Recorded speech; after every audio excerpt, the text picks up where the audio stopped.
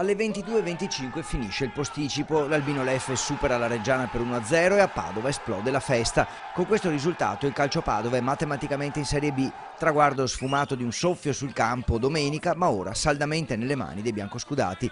La squadra e il presidente Bonetto seguono la partita sul maxi schermo del Centro Geremia, la casa del Petrarca Rugby, dove il Padova si allena quotidianamente, e quando a Bergamo l'arbitro fischia la fine, alla guizza la tensione si scioglie e la gioia è incontenibile.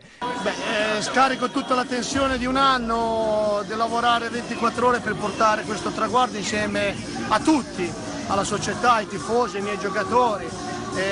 Quando tutti dicevano che era facile, ora vi renderete conto fra 5-6 giorni cosa vuol dire vincere un campionato e cosa vuol dire portare a termine una stagione senza mai metterla in dubbio, perché secondo me non è mai stata in dubbio, quindi hanno fatto un lavoro straordinario. Adesso domani sicuramente gli darò una giornata libera e penseremo da mercoledì, perché vogliamo onorare fino in fondo il campionato, vogliamo andare a Reggio a fare una grande partita e finire con apoteosi insieme qua a Gubbio. La serata prosegue in un locale del centro, mentre i tifosi sfogano tutta la soddisfazione con i caroselli di auto in Prato della Valle e con i cori di sostegno alla squadra.